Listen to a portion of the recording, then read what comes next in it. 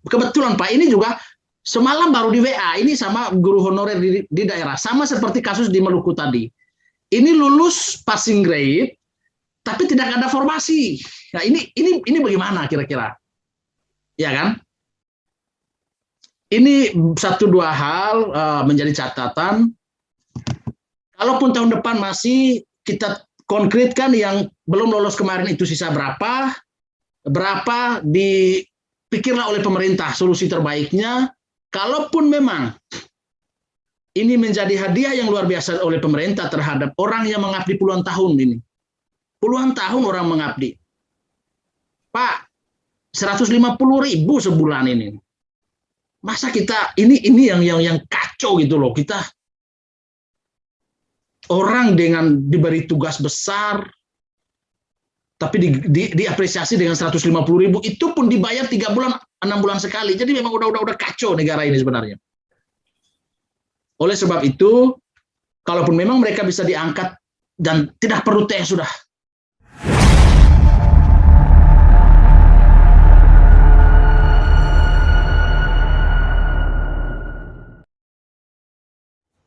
Assalamualaikum warahmatullahi wabarakatuh. Kalau kita melihat kualitas pendidikan kita pada saat ini, yang paling gampang adalah dengan kalau kita melihat skor PISA kita. PISA itu Program for International Student Assessment. Kita berada pada urutan 62 dari 70 peserta dunia. Jadi skor pendidikan kita peringkat 10 terbawah. Nah, sedangkan kalau kita merekrut guru-guru honorer ini menjadi ASN, mereka sebenarnya sudah dalam sistem pendidikan kita. Sehingga kalau mereka beralih statusnya menjadi ASN dari sebelumnya honorer, tentu tidak ada perubahan sama sekali terhadap kualitas pendidikan kita, karena mereka sudah ada dalam sistem. Gitu. Nah, ini yang mungkin perlu menjadi pertimbangan, apakah kita sebetulnya lebih memfokuskan pada peningkatan kualitas pendidikan atau pada penerimaan tenaga honorer guru, karena ini akan menjadi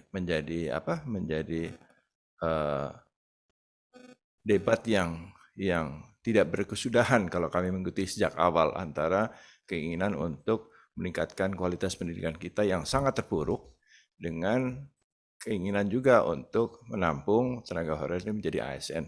Jadi saya kira ini kita perlu mengambil jalan tengah di sana dengan kalau kita ingin menampung tenaga honorer itu menjadi ASN, perlu ditingkatkan kompetensinya, karena banyak dari mereka yang masih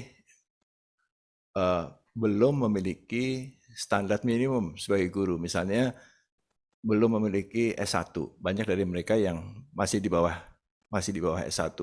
Bahkan di tempat-tempat terpencil itu di bawah D3, seperti di Papua itu di bawah D3. Jadi tentu kalau mereka diangkat sebagai ASN harus ada program-program afirmasi untuk meningkatkan kompetensi mereka guna memiliki syarat minimum sebagai guru yang mengajar di sekolah. Jadi S1 dan sertifikat pendidik itu harus mereka miliki, dan tentu harus ada jangka waktunya untuk bisa memiliki itu, karena kasihan murid-murid yang diajarkan oleh guru-guru yang tidak memiliki kompetensi.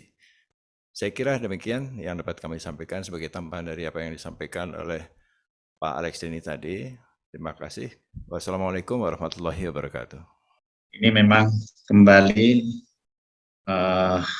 sebuah dilema yang disampaikan bahwa apakah kita akan merekrut para guru honorer ini untuk menjadi ASN atau kita perlu berorientasi pada kompetensi.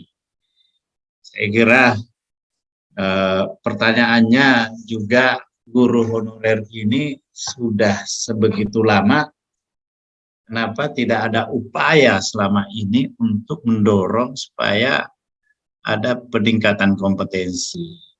Saya kira kompetensi yang di bawah standar ini tidak bisa sepenuhnya kita salahkan kepada mereka. Tapi negara punya kewajiban untuk memberikan pelatihan untuk meningkatkan kompetensi mereka. Nah, inilah keabaian kita selama bertahun-tahun ini.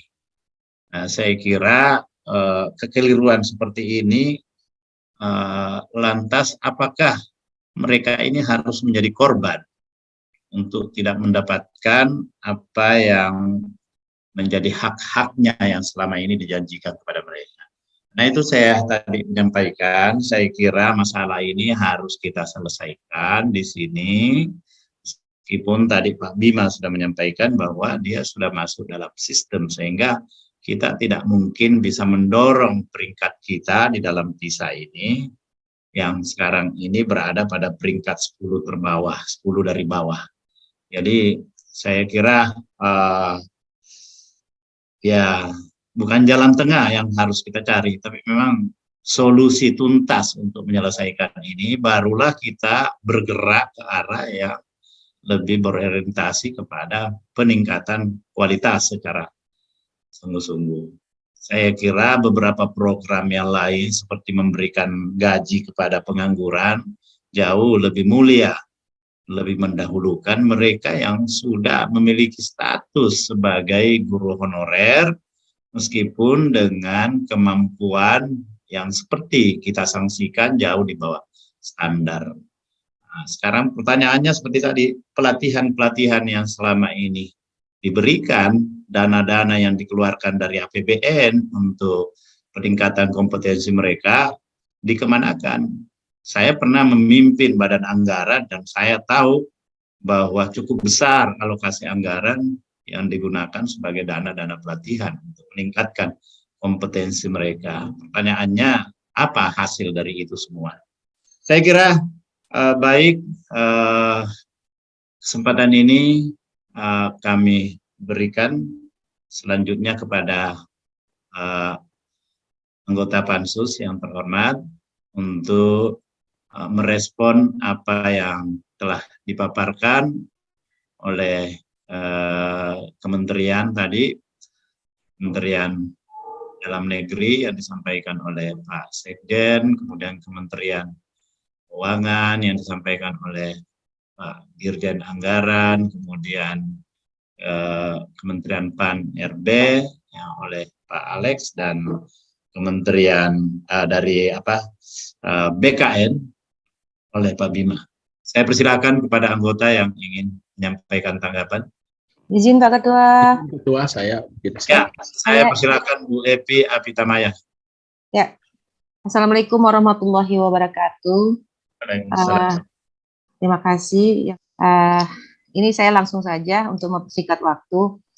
Apapun yang disampaikan oleh pihak terkait, itu intinya tadi sudah prinsipnya kita pansus, apa yang disampaikan Pak Ketua tadi, itulah tujuan kita. Nah, untuk kualitas kemungkinan kualitas itu Pak, mohon maaf dari Badan Kepegawaian, tidak hanya kita ukur dengan waktu tes sesaat itu saja gitu loh. Ya, tanpa menafikan ya, mengingat mereka guru-guru honorer yang sudah bekerja puluhan tahun hanya bisa diukur dengan kualitas pada saat tes saja. Apakah itu merupakan gimana ya, kalimatnya susah saya sampaikan karena kita di daerah ini menghadapi langsung Pak bagaimana guru-guru honorer itu yang sudah berpengalaman berpuluh-puluh tahun, yang mendidik anak-anak didik, yang menjadi orang ya, yang sudah menunjukkan kualitasnya anak didiknya gitu loh. Karena hanya tes sesaat saja mereka tidak lulus dengan alasan bahwa tidak sesuai dengan kualitas yang diharapkan gitu loh. Apakah pendidikan itu hanya diukur berdasarkan nilai tes itu saja? Pendidikan yang paling utama adalah pendidikan moral, Pak. Yang tentunya guru-guru yang berpengalaman itu lebih unggul, lebih tahu menghadapi anak-anak yang di pengumpulan, yang di ujung-ujung daerah pelosok, Pak. Bagaimana menghadapi daerah-daerah pelosok ujung-ujung negeri itu tidak perlu teknologi untuk pendidikan, Pak. Ya, mereka sendiri untuk apa namanya, sarana dan prasarana nggak ada, ya kan? Jadi benar kata Pak Ketua kami tadi, ya udah sekarang bagaimana solusi? Bukannya mencarikan jalan tengah, tapi solusi untuk guru-guru kita yang sudah mengabdi kepada negara kita, yang sudah menimbulkan anak-anak didiknya, melahirkan anak-anak didiknya menjadi orang seperti itu. Mungkin itu aja Pak Ketua, yang semua apa yang disampaikan Pak Ketua itulah menjadi harapan kita. Terima kasih. Wassalamualaikum warahmatullahi wabarakatuh. Saya yakin bahwa seluruh bapak-bapak yang berasal dari semua kementerian yang hadir saat ini, semua adalah berkat guru. Begitupun dengan kami yang berada di Pansus. Karena memang guru itu bagi saya merupakan rahim bangsa. Jadi tidak bisa begitu saja disepelekan. Baik, kalau saya kebetulan di DPD RI ada di Komite 4, sehingga sering sekali membahas terkait dengan anggaran, dan saya ingat sekali di Undang-Undang APBN itu pasal 11 ayat 21, di situ dikatakan bahwa akan digunakan sekurang-kurangnya 25% untuk pemulihan ekonomi dan pengembangan SDM, dan juga di situ sudah dialokasikan kurang lebih sebesar 19,6 triliun seperti yang sudah dipaparkan oleh Pak Isa tadi. Dan saya rasa kalau memang ujung-ujung daripada pengangkatan ini formasi yang begitu terbatas karena faktor anggaran, saya rasa untuk mencapai angka itu terlalu kecil. Mengapa? Contoh ya, saya catat itu misalnya kalau untuk kereta api aja masih dialokasikan 27,7 triliun. Kemudian BUMN penyertaan modal 55 triliun. Infrastruktur 417 triliun.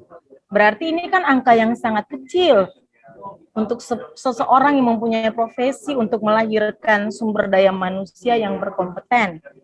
Kemudian yang kedua, saya kebetulan dari Maluku, Pak, tadi sudah disampaikan oleh dari mana tadi saya lupa, bahwa serapan di Indonesia Timur cukup kecil. Saya sepakat dengan itu. Begini Pak, saya harus jujur bahwa itu dikeluhkan oleh guru-guru di Maluku terkait dengan passing grade. Bapak mesti berpikir, kami di Maluku dengan segala keterbatasan, walaupun memang itu bukan menjadi alasan, tetap harus berpacu, tetapi itu pun suatu realita yang bagaimana harus dipikirkan sehingga passing grade itu kalau bisa jangan disamaratakan. Yang ketiga yang saya ingin tanyakan, dari sekian guru honorer yang sudah mengikuti P3K maupun PNS itu ada yang sudah melewati passing grade tetapi tidak masuk di dalam formasi. Itu kira-kira solusinya seperti apa lagi? Nah, kemudian saya tadi sepakat dari Bapak dari Kementerian Keuangan terkait bahwa dana transfer umum itu di dalamnya sudah ada variabel terkait dengan pembayaran gaji untuk non PNS ya. Sekarang masalahnya mereka masih sesuai dengan kebutuhan daripada daerah tersebut. Itu kira-kira seperti apa? Saya sendiri bingung.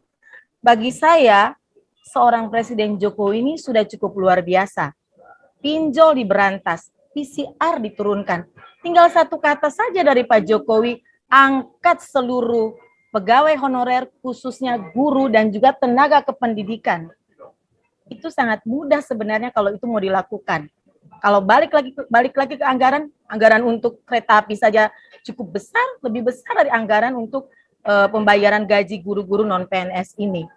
Ya itu mudah-mudahan dapat mengetuk hati batin daripada para kementerian yang hadir, walaupun saya sadari sungguh bahwa yang hadir ini memang bukan decision maker, tapi memang merupakan bagian dari pemerintah. Mungkin itu yang bisa saya sampaikan. Saya kembalikan ke Pak Ketua. Terima kasih. Terima kasih, Bu Ana. Saya tambahkan Pak Ketua, izin. Silakan Pak Angelo. Siap. Baik. Terima kasih Pak Ketua. Selamat sore. Assalamualaikum warahmatullahi wabarakatuh. Salam sejahtera untuk kita semua. Om Swastiastu, Namo Buddhaya. Saya ingin melanjutkan dan juga mungkin mempertegas ya yang disampaikan oleh teman-teman terdahulu. Yang pertama, saya harus katakan jujur bahwa respons teman-teman tenaga honorer, khususnya guru ini, ketika kemarin dibuka formasi itu menurut saya ada semacam inilah, ada kebahagiaan, ada kegembiraan sebenarnya itu ketika pemerintah membuka formasi P3K untuk tahun 2021. Namun dari proses itu juga ternyata melahirkan berbagai macam kegelisahan-kegelisahan susulan yang boleh saya katakan, walaupun tentu berkurang secara kuantitas. Jumlah orang yang gelisah di awal dengan yang gelisah per hari ini itu berkurang, Pak. Jadi ya saya pikir patut diapresiasi soal itu satu.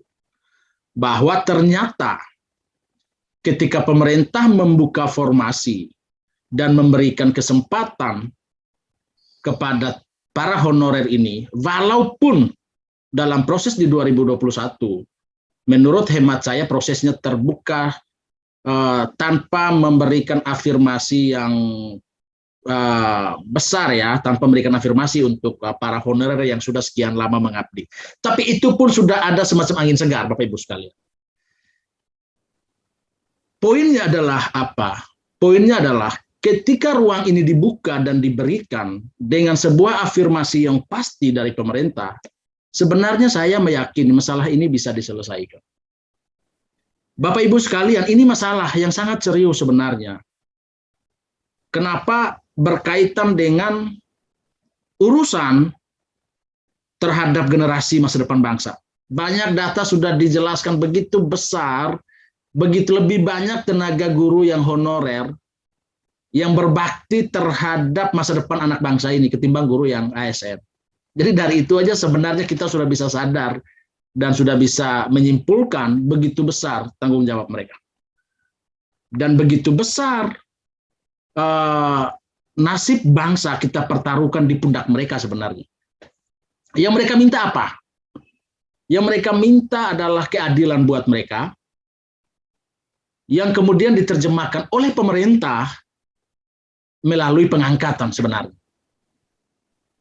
Saya menyadari bahwa alasan pemerintah dari konstruk kita sore hari ini duduk saja, kita rapat ini saja, ada Kementerian Keuangan dan lain-lain, ini sebenarnya mau menjelaskan bahwa ada kait-mengait yang membuat pemerintah belum berani memberikan sikap yang pasti untuk mengangkat para saudara-saudara yang sudah berjuang begitu lama dan menanti sebuah keputusan yang belum jelas buat mereka. Bapak Ibu sekalian, kalau mau dilihat menariknya, pemerintah tuh berani menggelontorkan dana BOS untuk sarana prasarana, untuk anak sekolah itu dikasih uang gitu, peserta didik dikasih uang, tapi pengajarnya enggak gitu, pengajarnya dicuekin. Ini ironi. Sebuah anomali yang dipertontonkan oleh negara. Keberpihakan terhadap peserta didik iya, siswa dikasih. Boleh saya katakan sekolah gratis sekarang. Tapi tenaga pendidiknya tidak jelas. Nah, ini kita coba berpikir ya, kita berpikir untuk bagaimana melihat masa depan pendidikan ini secara komprehensif. Tidak hanya parsial di satu sisi di peserta didik ataupun di yang lain, tapi tenaga kependidikan menjadi sebuah subsistem yang sangat penting dalam mendukung peningkatan kualitas seperti yang disampaikan oleh Pak Bima tadi. Bagaimana kita bicara kualitas sementara tenaga pendidiknya tidak diperhatikan, gitu. Bagaimana kita bicara kualitas sementara saya kebetulan saya SPD Pak, saya guru, saya matematika. Sebagian besar teman-teman saya misalnya, yang saya angkatan karena satu kampus tentu, guru, yang bagaimana mereka mau membuat pembelajaran yang baik dan maksimal ketika mereka hadir di sekolah dalam kegelisahan yang luar biasa soal hidup mereka. Nah ini kita bicara sebuah konsep besar, rangkaian yang akan terjadi Pak. Orang akan masuk ke sana, memberikan pembelajaran, mentransferkan ilmu kepada siswa, sementara dia bergejolak terhadap banyak hal. Saya pikir semua, saya tidak perlu jelaskan, tapi kita tahu Bapak Ibu, kita semua berkeluarga, kita punya istri, punya anak, bayangkan bagaimana kerumitan hidup seorang tenaga honorer, dan di situ tentu berdampak terhadap totalitas pengabdian dia. Niatnya total, tapi dia datang dengan kegelisahan dan semua masalah yang dia hadapi. Ini yang mungkin tidak pernah kita lihat. Kita mungkin berada di atas meja kerja yang wah di Jakarta, di mana gitu, tapi kita belum mampu meneropong ke kedalaman isi hati saudara-saudara kita. Saya mencoba berbicara ini karena ya hampir sebagian besar teman-teman juga. Nah, tapi bukan karena berpihak terhadap teman-teman, bukan. Tapi ini berkaitan dengan masa depan mereka dan juga hidup mereka. Kalau ini kita lanjutkan, Pak, saya sangat yakin bapak-bapak ini juga sebenarnya punya niat baik.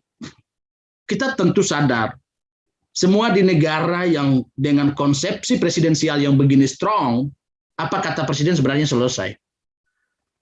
Sehingga kita di Pansus berencana, ini saya izin Pak Ketua, mendorong ini menaikkan ke presiden supaya ada ya instruksi atau apalah namanya. Tidak ada alasan nggak ada uang, tidak ada alasan. Sebenarnya tadi sudah dijelaskan banyak hal begitu. Malah maksud saya kalau ini kita selesaikan, kita tidak menyisakan beban-beban selanjutnya lagi gitu. Ketimbang tiap tahun itu kita berhadapan dengan masalah yang sama gitu. Bapak Ibu sekalian, para dirjen, para PLT, para sekjen dan lain-lain, saya minta ini dinaikkan ke atas, dikomunikasikan supaya ada hal baik yang mungkin akan kita terima di tahun depan. Karena tahun 2022 kalau nggak salah masih ada ya, Pak Kepala BKN masih ada ya Pak Bima ya, tahun depan penerimaan. Hanya P3K dan meneruskan yang sekarang ada saja, Pak. P3K masih kan Pak? Masih, hanya P3K. Oke.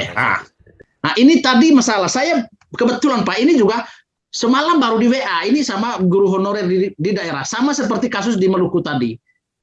Saya kan karena juga dalam beberapa hal kurang paham teknisnya ya Pak ya. Ini lulus passing grade, tapi tidak ada formasi. Nah ini bagaimana kira-kira? Ya kan? Ini satu dua hal menjadi catatan. Kalaupun tahun depan masih kita konkretkan yang belum lolos kemarin itu sisa berapa dipikirlah oleh pemerintah solusi terbaiknya. Kalaupun memang ini menjadi hadiah yang luar biasa oleh pemerintah terhadap orang yang mengabdi puluhan tahun ini. Puluhan tahun orang mengabdi. Pak, 150.000 sebulan ini. Masa kita ini yang kacau gitu loh. Kita orang dengan diberi tugas besar tapi diapresiasi dengan 150.000, itu pun dibayar 3 bulan 6 bulan sekali. Jadi memang udah kacau negara ini sebenarnya. Oleh sebab itu, kalaupun memang mereka bisa diangkat dan tidak perlu tes sudah. Saya sepakat tadi disampaikan oleh Ibu Evi. Ya kita tidak tahu psikologi, kondisi kebatinan seseorang ketika proses seleksi itu, Pak. Ada masalah atau apa, padahal dia sudah mengabdi sekian tahun. Sudahlah, kita tutup mata sudah untuk urusan ini urusan pendidikan, ini untuk masa depan kita semua, saya pikir. Dan kami tentu di Pansus akan mendorong ini sampai dengan Presiden Joko Widodo agar bisa mengeluarkan sebuah instruksi untuk nasib teman-teman guru honorer dan tenaga pendidikan ini. Sekian dari saya, Pak Ketua. Saya kembalikan. Selamat sore untuk kita semua.